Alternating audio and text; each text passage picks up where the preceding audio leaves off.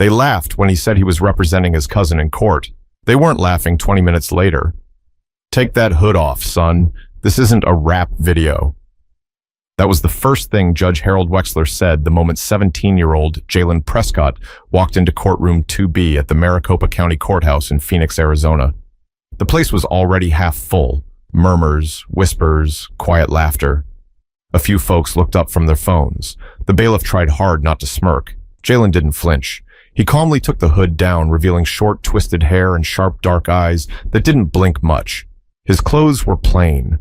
A faded gray hoodie, black jeans, scuffed up sneakers with frayed laces. If you didn't know better, you'd think he was here for a truancy hearing. But he wasn't. He walked straight to the plaintiff's table, dropped his backpack beside the chair, and sat down like he'd been doing this every Monday since Christmas. Across from him sat the defense attorney, mid-40s, tailored navy suit, silver glasses that never slipped, and a smug look that screamed, "This won't take long." Judge Wexler, now visibly annoyed, leaned forward from the bench and raised an eyebrow. "Are you lost, Mr. Prescott, Jalen Prescott? I'm here representing my cousin, Ms. Tiana Rowe, in her civil claim case number 2023 CV7 Wahid." The courtroom got quieter. "You're what now?" Wexler asked, voice rising slightly. "I'm her legal representative. Pro se appointment. All documents were submitted and approved last Friday." Jalen reached into his backpack, pulled out a neatly clipped file and held it up. The bailiff, still side-eyeing him, walked it to the bench. Wexler adjusted his glasses, flipped through the papers. Approved. Judge's signature and all. That should have been the end of it. But it wasn't. "All right," Wexler sighed, setting the file aside. "We're doing circus acts now. Sure, you watch a few episodes of Law & Order and now you're Clarence Darrow. Fine. Let's pretend this isn't absurd." The audience chuckled again, low but sharp. A few heads shook. An older woman in the back row whispered something to her neighbor and they both chuckled. Still, Jalen didn't bite. He just opened his own case file, flipped a few pages, and scribbled something on a yellow notepad. The defense attorney stood, clearing his throat.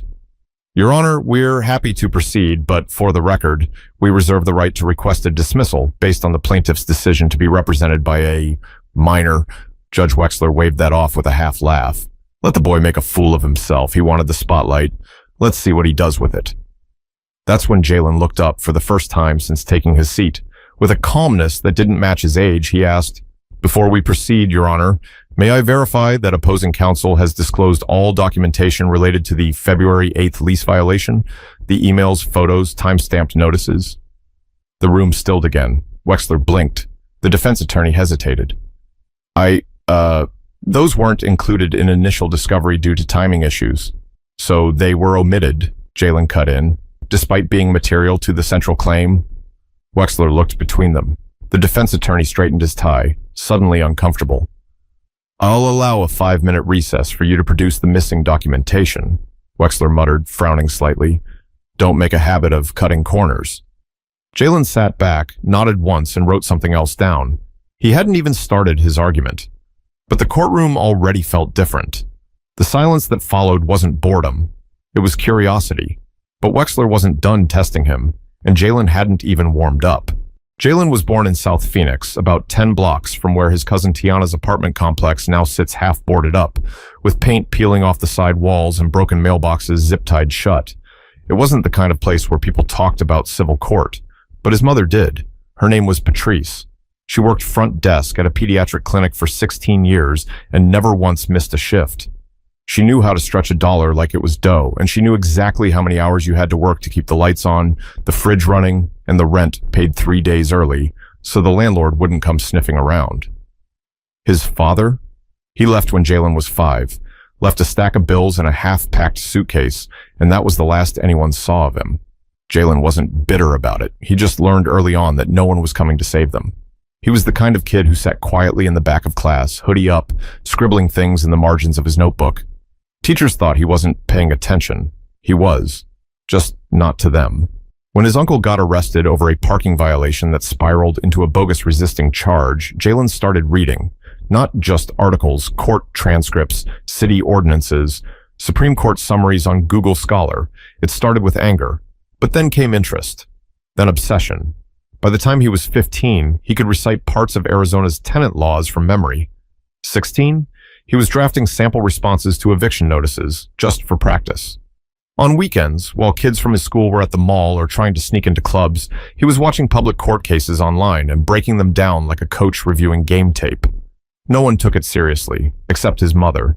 She didn't say much, but one night, while folding laundry, she looked at him and said, "You'd make a damn good lawyer." Then she went back to matching socks. That stuck. It got real the day Tiana came home in tears, waving a notice from her landlord, accused of breaking a lease over a noise complaint that wasn't even hers. A neighbor had filed it while Tiana was working a double shift at the hospital. Jalen knew it smelled wrong, and when she couldn't afford an attorney, he stepped up. Not with arrogance, but with determination. He did the research, pulled city records, compiled timestamps, security logs, and got 2 affidavits from neighbors who'd overheard the property manager say he was trying to clear out the Section 8 people by the summer. Jalen was 17. No license, no car, no social media. But his binder was thick, his arguments solid, and he knew he had a legal right, under Arizona law, to represent a family member in civil court with proper approval. So he filed the paperwork, got it notarized, and waited. Then he showed up in court. No one expected much, but that was the thing about Jalen. He never walked into a room loud. He just let silence follow him when he left. But back in courtroom 2B, silence was starting to feel heavy, and Judge Wexler wasn't ready to let go of control. Tiana Rowe was 24, worked nights at St. Joseph's Hospital, and took care of her little brother, Kalen, who had asthma so bad it sometimes kept him out of school for days. She wasn't the type to cause trouble. She paid her rent on time, kept her place clean, and didn't complain, even when the heat went out in January. But her building was changing. New management came in 6 months ago with plans to modernize. That meant higher rent, stricter rules, and a quiet push to get rid of tenants who didn't fit their vision. The pressure started small: letters for minor violations, random inspections, complaints about excessive noise from tenants who were never even home. Then came the February 8th complaint, a noise violation report supposedly filed by a neighbor, loud music, yelling, possible fighting. Only thing was, Tiana had clocked into work at 6:45 p.m. that night and didn't leave the hospital until after 7 the next morning. Kalen had stayed overnight with a friend. They weren't even home. She tried to contest the claim with the property manager, but he shut her down. "We have the right to terminate based on repeated violations. This isn't personal." Except it was. Because 2 other families in the building, black single-parent households, had already been forced out with the same kind of warnings. No hearings, no questions, just intimidation wrapped in official-sounding letters. That's when she called Jalen. He didn't answer right away. He was in school, sneaking glances at a legal textbook he'd hidden behind his Chromebook. But when he saw the missed call and the text that followed, "They're trying to evict me by the end of the month," he left class without permission, hopped on a city bus, and showed up at her apartment by dinner. They sat at her kitchen table with bills spread out like playing cards. He didn't talk much. He just listened, wrote things down, asked questions. Then he pulled out his laptop, created a folder called Roe v. Halstead MGMT, and started building a case. Emails, timestamps, shift logs, building policies, Arizona's tenant protection laws. He compiled it all.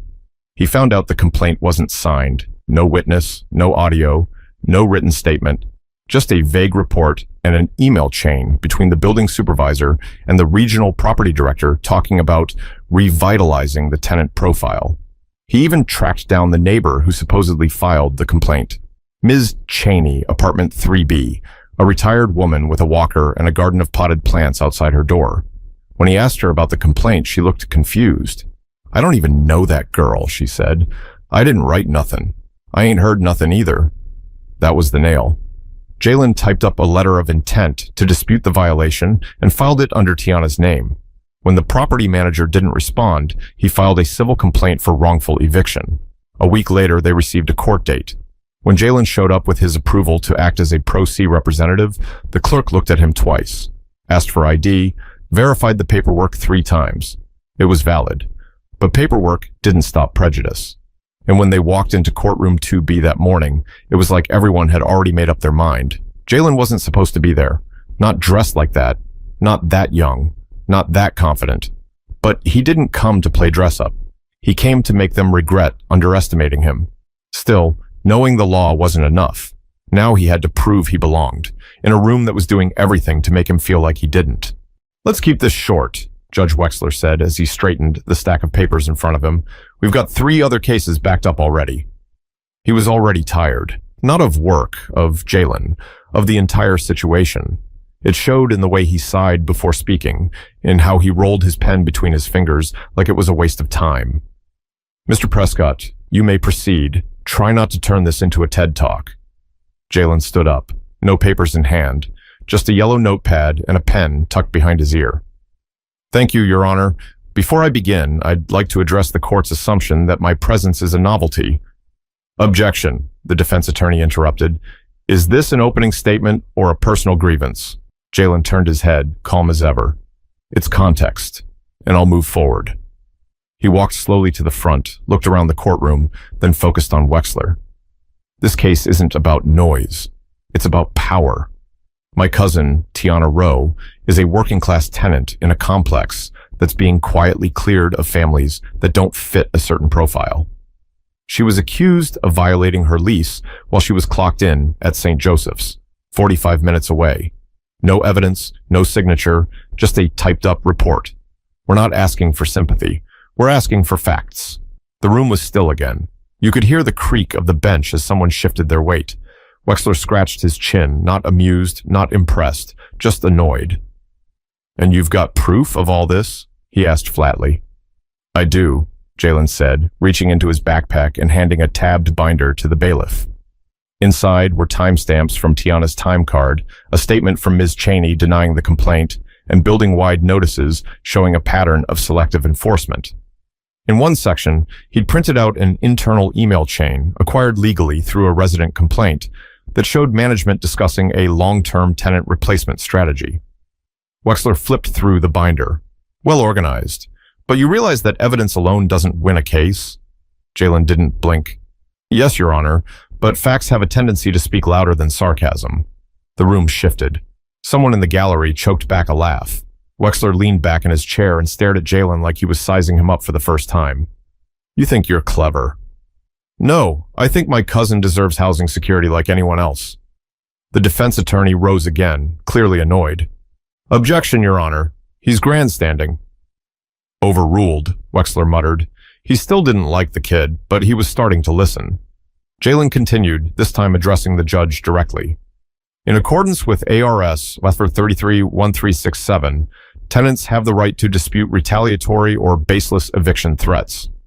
Ms. Rowe was not issued a formal hearing, was not given a chance to respond in writing, and received no copy of the alleged complaint. These are procedural violations that undermine her rights and place her at risk of homelessness for a noise complaint that never existed." He said that last part slowly, not dramatic, just steady, plain. Wexler didn't speak for a while. The defense attorney tried to shift focus, claiming Tiana had a history of behavioral complaints. But Jalen countered each one with documentation proving they were vague, unsupported, or flat-out false. "You came prepared," Wexler said under his breath, more to himself than anyone else. Jalen didn't smile. He wasn't here for that. He just stood there, calm as ever, hands folded. But the hardest part wasn't making his case. It was surviving a system that expected him to fail from the moment he opened his mouth. The courtroom didn't feel the same anymore. What started as entertainment for some, a kid trying to be a lawyer, was now uncomfortable. Quiet. People were leaning forward instead of laughing. Even the clerk had stopped typing. Jalen walked back to the plaintiff's table and opened his binder again, flipping straight to the back. "I'd like to call my first witness," he said. "Ms. Cheney, apartment 3B. The judge blinked. "You brought a witness?" "Yes, Your Honor. She's present and willing to testify." The older woman with the walker, Ms. Cheney, stood up slowly from the gallery. She moved with care, her steps small, but her eyes focused. Jalen offered her an arm as she made her way to the front. Once seated and sworn in, Jalen approached. "Ms. Cheney, did you file a noise complaint against Ms. Tiana Rowe on February 8th? "No, I did not," she said without hesitation.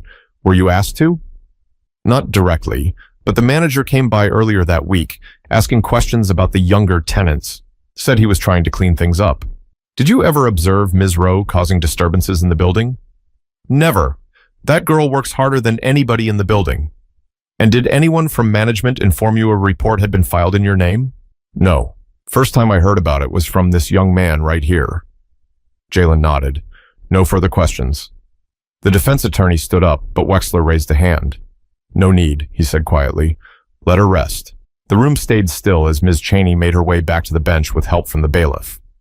Jalen turned back to the judge. We also have time-stamped security footage from the hospital where Ms. Rowe works. It confirms her entry and exit on the date in question. Her supervisor also submitted a signed statement verifying her shift hours. He slid a USB across the table. The courtroom projector came to life. The screen showed a grainy hallway, 6:45 p.m. Tiana walking in, hospital badge around her neck, hair pulled back, scrubs on. Next clip, 7:15 a.m. Her exiting the same hallway, shoulders slumped, hair messy, exhaustion on her face. Wexler tapped his pen slowly against his desk. The defense attorney didn't speak. He was staring at the screen, arms crossed, jaw tight. When the footage ended, Wexler looked at Jalen. Mr. Prescott, you've made your point. Jalen didn't relax. He stood still. There's one more thing, he said. He pulled a folded letter from his pocket, unfolded it carefully, and handed it to the bailiff. It was from another tenant, Maria Estevez, a single mother who'd moved out 2 months earlier after receiving 3 vague notices of lease violations. In the letter, she described the intimidation, the letters, and how the property manager told her, "It's easier for everybody if you just leave." The judge read it silently, lips pressed into a thin line. After a long pause, he leaned forward and rested his hands on the bench. "I've been on this bench for 19 years, he said slowly, "and I've never seen a kid walk in here with this level of preparation, confidence, and evidence, especially not without a law degree." He looked at Jalen for a long time, then at the defense attorney. "You've got a lot to answer for," he told the lawyer. Turning back to Jalen, he added, "Your case is compelling. More than that, it's airtight." Jalen didn't smile. He simply nodded. "Thank you, Your Honor." But this wasn't about praise. It was about the fact that no one expected him to make it this far. And yet, here he stood, unshaken.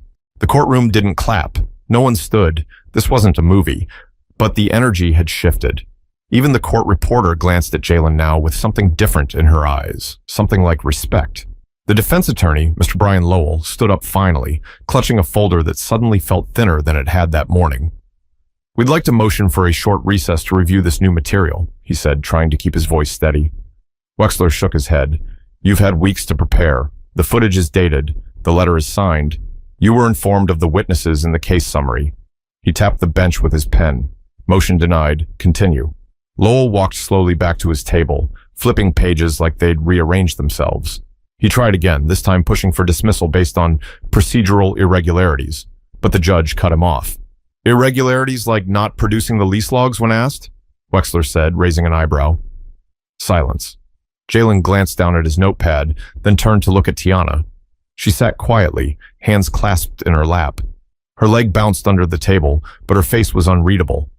He leaned over and whispered, "You okay?" She nodded, barely. Back at the bench, Wexler cleared his throat. "Let's be honest here," he said. "This wasn't supposed to be a real case, not in your mind, Mr. Lowell, not in mine either, if I'm being truthful." Lowell shifted. "You thought you'd walk in, call the bluff, and it'd be over in 15 minutes. But it turns out, this young man did more homework than most third-year associates I've had in front of me." Jalen didn't react, not out of pride, but because the fight wasn't finished yet. "I'd like to call the building manager," Jalen said. "Objection," Lowell snapped. "He wasn't listed in the..." "He was subpoenaed, responded via email. The court has a copy of the confirmation," Jalen replied, flipping to the exact page and sliding it toward the judge. Wexler scanned it, then nodded. "He's in the hallway. Bring him in." The door opened, and in walked a stocky man in his late 30s with a clipboard and an attitude. His name was Phil Hayworth, and he looked like he'd rather be anywhere else. He sat down, took the oath, and folded his arms. Jalen stepped up. "Mr. Hayworth, can you explain why Ms. Rowe was issued a violation for a complaint that can't be traced to any resident?" "I had a report," Phil said flatly. "From who?" I don't remember the name. It was written down." "Where is it now?" "I don't have it." Might have gotten lost. You filed a lease violation based on an anonymous claim with no supporting evidence. Is that correct? Look, I manage over 100 tenants. Yes or no? Phil glanced at the judge, then back at Jalen. Yes. Jalen opened the binder to a printout. Did you write this email to your regional manager on February 10th? We're going to start removing the problematic ones. Starting with 2C, they won't fight it. Phil's eyes widened. That was taken out of context. What's the context where calling tenants problems is okay? Silence. Do you consider working-class tenants a problem? Phil looked like he wanted to disappear. He looked at the judge, but Wexler didn't blink. No further questions, Jalen said. Phil was dismissed. When he walked past the gallery, a few people shook their heads. Ms. Cheney stared at the floor. Back at the plaintiff's table, Jalen sat down slowly. His jaw was tight now, not from nerves, but from holding everything in. The anger, the frustration, the exhaustion from staying up all night researching rental codes and legal definitions. It was finally coming out, but not in shouts, in facts. But even with the truth on your side, justice isn't guaranteed. Not until someone has the courage to make the room uncomfortable. For a full 10 seconds, no one spoke. Wexler sat still, chin resting on one hand, glasses sliding down his nose. He looked like he was seeing the courtroom differently now, like the walls had shifted while he wasn't paying attention. Jalen stayed seated, not because he was tired, but because standing wasn't necessary anymore. Everything he needed to say had been said. Tiana whispered, "What happens now?" Jalen didn't answer right away. He just looked at the judge, waiting. Wexler finally sat up straight and cleared his throat. This court finds the complaint issued against Ms. Tiana Rowe to be without merit. The eviction process was initiated without sufficient evidence, with procedural inconsistencies, and with what this court can only describe as a troubling pattern of selective enforcement. The words hit hard, not just because they were a win, but because they were real, documented, spoken aloud, on record. In addition, Wexler continued, the court recommends the matter be reviewed by the appropriate housing authority for possible violations of the Arizona Fair Housing Act. Lowell tried to interject. Your Honor, if I may. You may not, Wexler replied without looking at him. You had your chance. He turned toward Jalen now. His expression had changed. Still stern, still formal, but there was something else under it. A pause, a kind of weight behind his voice that hadn't been there before. Mr. Prescott, he said, I owe you an apology. Jalen tilted his head slightly. When you walked into this room, I dismissed you. I saw a hoodie. I saw a teenager. I didn't see an advocate. That was my mistake. Somewhere in the back row, someone murmured, about time. Wexler didn't flinch. You have demonstrated extraordinary skill, knowledge, and self-control. You defended your family with dignity. You navigated complex legal standards with clarity. And you kept your composure under pressure most adults couldn't handle. Jalen gave a small nod. I appreciate that, he said, quiet, even. Wexler looked down at his paperwork, then back up. This court session is adjourned. The gavel struck once. It was done. No applause, just quiet. Tiana exhaled like she'd been holding her breath for weeks. Her shoulders dropped. She turned to Jalen, eyes full but not crying. You did it! He didn't smile. He just stood up, closed his binder, and packed it into his backpack like it was just another Tuesday. Nothing flashy, nothing loud. The clerk approached him on the way out and tapped his shoulder. Hey, she said, you ever think about taking the bar one day? You've got something. Jalen gave her the same calm look he gave everyone. Maybe, if they'll let me. Outside the courthouse, the air was warmer. People walked past like nothing had happened inside. Jalen and Tiana sat on the bench near the bus stop, the same one where they waited an hour just a week ago to file the paperwork. She nudged him with her shoulder. Seriously, thank you. He nodded, watching a car pull up and idle at the curb. Just didn't want to see you pushed out for no reason. But how'd you even learn all that? He looked down, fiddling with the zipper on his backpack. I had to. Nobody else was going to do it. Tiana didn't say anything. She just leaned back, watching the clouds move over the sun. Jalen finally cracked a smile. Not big, but real. You hungry? I'm starving. I got $20. Then you're buying. They both laughed. Not loud, but it carried. Because in a system that rarely listens, one calm voice backed by truth can echo louder than a room full of titles. Some stories don't need explosions to make noise. Sometimes, the loudest moment is when a teenager in beat-up sneakers proves that intelligence doesn't come with a dress code, and justice doesn't belong only to those in suits. Jalen Prescott didn't walk into that courtroom looking like anyone's idea of a hero, but he walked out with something more powerful than approval. He walked out with proof that knowledge can shake a system, that preparation beats perception, and that when you stand up for someone else, even when you're underestimated, disrespected, and talked down to, you can make people see what they've ignored for years. Judge Wexler saw it. The courtroom saw it.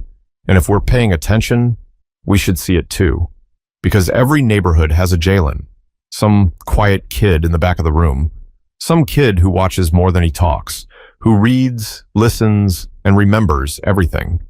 But the world keeps trying to tell him to sit down, to stay in his lane, to wait his turn. What if he didn't? What if we actually made space for voices like his before they had to fight their way in? If this story made you think, even just a little, share it. Talk about it. Ask yourself who gets overlooked in your own life. And if you're the one people keep underestimating, stay ready, stay sharp, speak up when it counts. They'll hear you, eventually.